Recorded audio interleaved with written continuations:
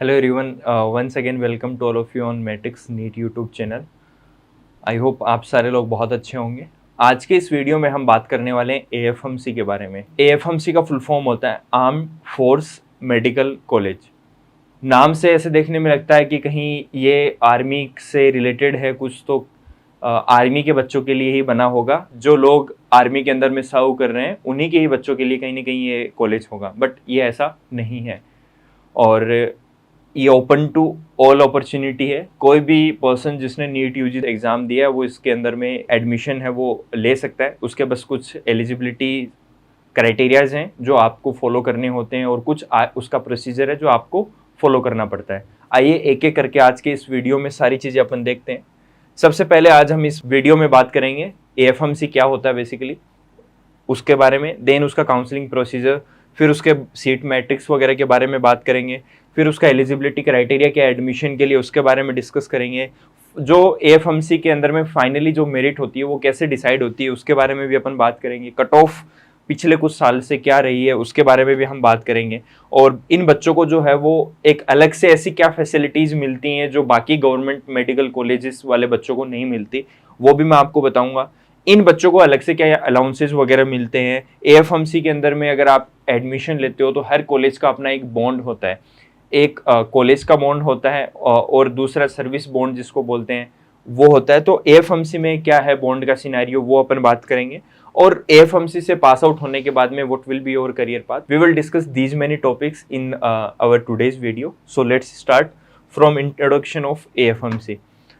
AFMC की अगर हम अपन बात करें तो इस कॉलेज की जो शुरुआत हुई थी वो बेसिकली पुणे के अंदर में स्टार्ट हुई थी। और स्टार्टिंग के अंदर में इसको एक बेसिकली पोस्ट ग्रेजुएट इंस्टीट्यूट है वो रखा था 1948 में जब इसकी स्टार्टिंग हुई थी। फिर लेटर ऑन 1962 के अंदर में इस कॉलेज को बेसिकली रखा कि जो भी हमारी आर्मी के लोग रहेंगे उनको जो भी मेडिकल डॉक्टर्स वगैरह चाहिए होंगे वो सारे के सारे एएफएमसी से यहाँ से ग्रेजुएट होके जाएंगे। बट आज के टाइम में एएफएमसी में यूजी कोर्सेज भी हैं, एमबीबीएस कोर्सेज भी हैं, पीजी कोर्सेज भी हैं और नर्सिंग कोर्सेज भी हैं। सारे जो कोर्सेज हैं वो आज एएफएमसी के अंदर में आपको मिलते हैं। नेक्स्ट अगर अपन बात करें काउंसलिंग प्रोसीजर का कि बेसिकली क्या काउंसलिंग प्रोसीजर होता है, तो जब आप एमसीसी के थ्रू काउंसलिंग करवाएंगे अपनी गवर्नमेंट मेडिकल कॉलेजेस की, तो वहीं पे आपके पास में एक ऑप्शन आएगा कि are you interested in AFMC counselling, कि आप एएफएमसी के काउंसलिंग में भी पार्टिसिपेट करना चाहते हैं। तो वहीं पे आपको जो है वो येस बटन पे क्लिक करना है और वहां पे जब आप सबमिट करेंगे तो आपका जो इंटरेस्ट है वो बेसिकली एएफएमसी के जो लोग हैं उन तक पहुंच जाएगा और उनके पास में एक लिस्ट आ जाएगी कि yes these are the people who are interested in AFMC. तो फिर वो डायरेक्टली जो है वो आपको रीच आउट करते हैं। अब अगर अपन आगे बात करें कि एएफएमसी की सीट मैट्रिक्स क्या होती है और रिजर्वेशन क्या होता है, तो एएफएमसी में टोटल अगर अपन बात करें तो 145 सीट्स होती हैं।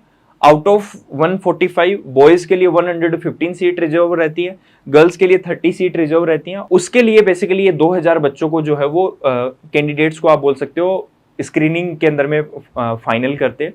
अब ऐसे समझो आप कि एमसीसी की काउंसलिंग के लिए 2 लाख लोगों ने अप्लाई किया, उसमें से 20,000 लोगों ने इंटरेस्ट दिखाया कि हम एएफएमसी की काउंसलिंग में पार्टिसिपेट करना चाहते हैं।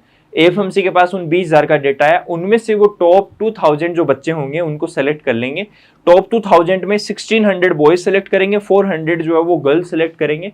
और ये जो 1600 बॉयज एंड 400 गर्ल्स जो भी होंगी ये पार्टिसिपेट करेंगे। ये जो 145 सीट्स हैं इनके लिए 10 सीट्स होती हैं वो बेसिकली रिजर्व्ड रहती हैं एससी और एसटी के जो भी कैंडिडेट हैं उनके लिए। और अगर एससी और एसटी का कोई भी कैंडिडेट जो बेसिकली जनरल की कट ऑफ को पार करेगा वो बेसिकली उन 10 के अंदर में काउंट नहीं होगा, वो जनरल की सीट है उन्हीं पे काउंट होगा। आई थिंक ये आपको क्लियर है, सारा प्रोसेस इसमें लिख रखा है, आप पढ़ भी सकते हैं। फिर अगर अपन एलिजिबिलिटी के लिए बात करें कि वो are eligible candidates for AFMC counselling, तो सबसे पहला चीज तो आपका ये है कि जो भी कैंडिडेट इसमें पार्टिसिपेट कर रहा है उसकी एज 31 दिसंबर 2025 तक 17 साल होनी चाहिए। पहला क्राइटेरिया तो ये है।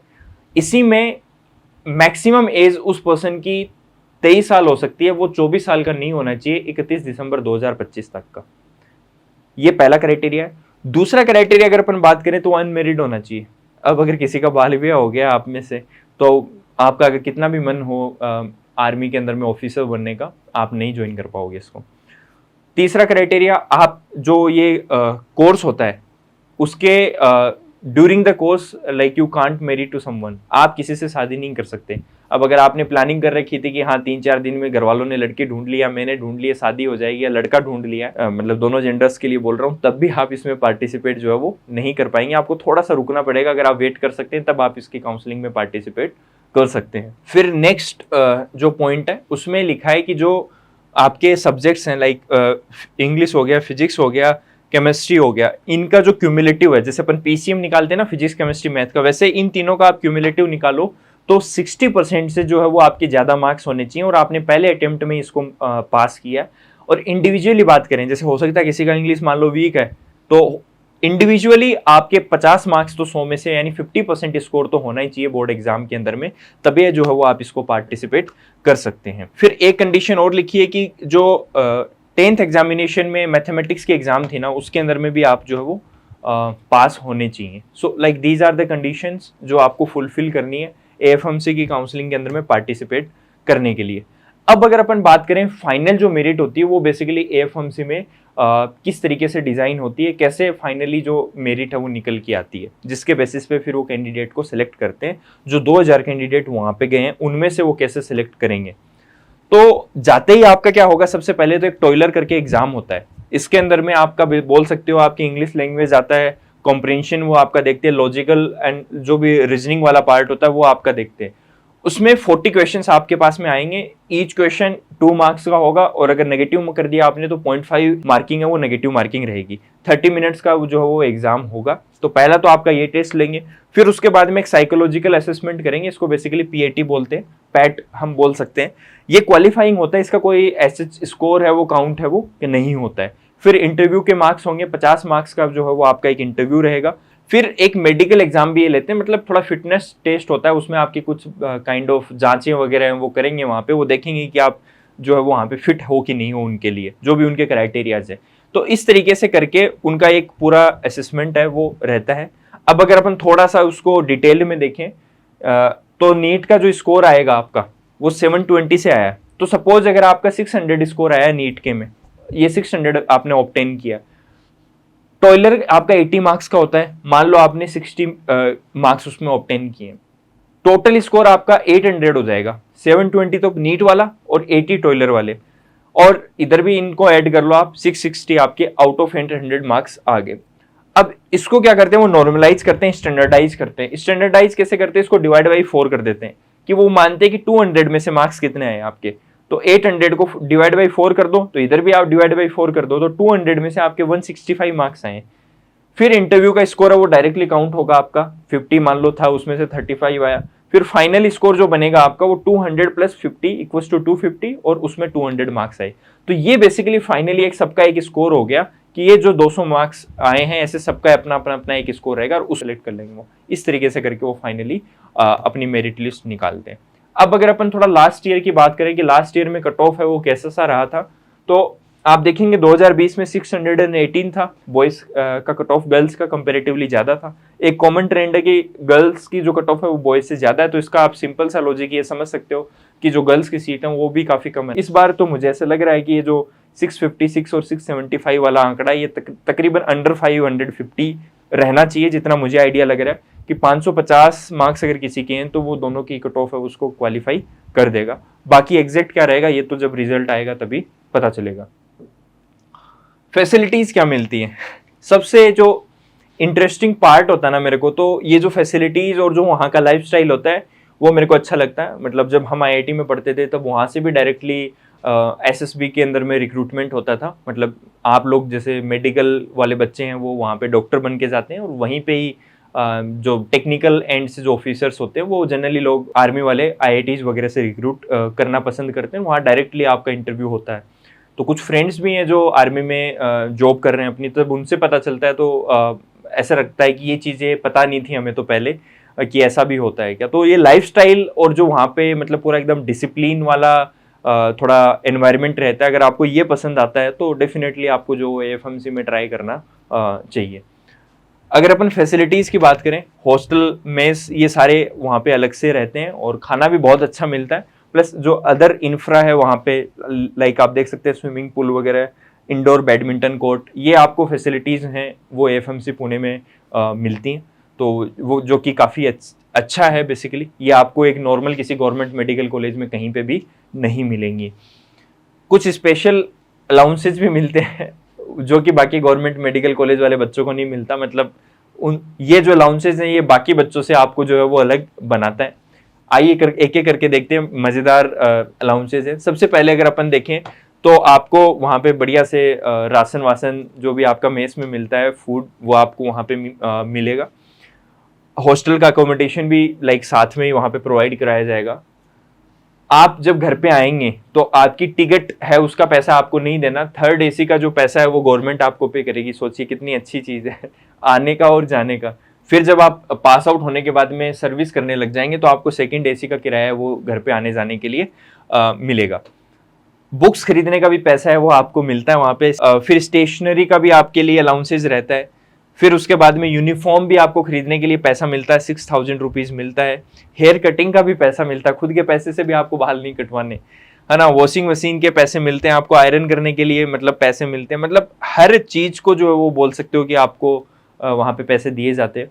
लास्ट में अगर आप देखेंगे तो इसमें इंश्योरेंस की बात करी हुई है कि जो भी वहाँ पे कैंडिडेट्स होंगे उनका टर्म इंश्योरेंस है वो आप का गवर्नमेंट करती है। अगर इनकेस किसी के साथ में कुछ दुर्घटना हो जाती है तो फिर वहाँ पे अगर उस पर्सन की डेथ हो जाती है तो उसको एक अमाउंट है वो गवर्नमेंट की तरफ से मिलता है।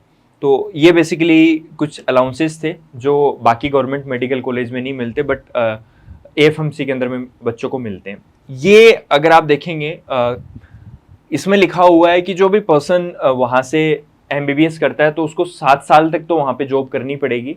अगर वो ऐसा नहीं करता है, एडमिशन लेने के 7 दिन बाद में भी अगर कोई कॉलेज छोड़ देता है तो 69 लाख रुपीज़ का 69 लाख रुपए का बॉन्ड रहता है, वो वहाँ पे आपको पे करना पड़ेगा, तभी वहाँ से आपको रिलीव करेंगे।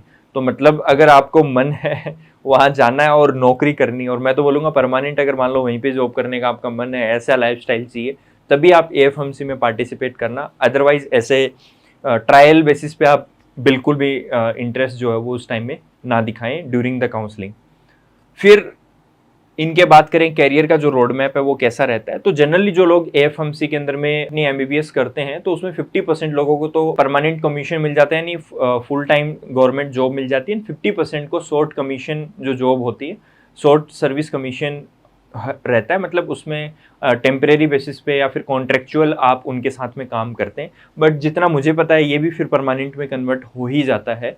तो मतलब मोर और लेस आप बोल सकते हो कि आपके गवर्नमेंट जॉब की जो है वो सिक्योरिटी पूरी तरीके से हो जाती है जब आप एएफएमसी से एमबीबीएस करते हैं। और उसका जो ब्रेकअप भी दे रखा है कि जब आप जैसे पास आउट होंगे तो आपका जो लेफ्टिनेंट पोजीशन होगा उसके लिए आप एलिजिबल हो जाएंगे।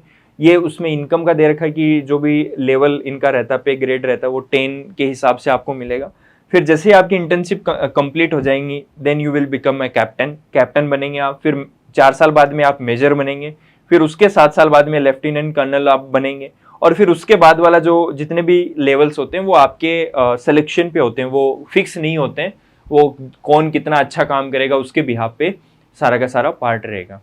सो आई होप ये सारी बातें एएफएमसी से रिलेटेड आपको समझ में आई होंगी। कोई भी डाउट है तो आप कमेंट सेक्शन में पूछ सकते हैं। और बाकी ये जो मैंने जितना भी कंटेंट आपके साथ शेयर किया, इसका जो डिटेल पीडीएफ है जो एएफएमसी ने भी जारी किया, वो भी मैं आपके साथ अटैच कर दूंगा, ताकि और भी अगर कुछ आप एएफएमसी के बारे में पढ़ना चाहें, देखना चाहें, तो वहाँ से आप जानकारी ले सकते हैं।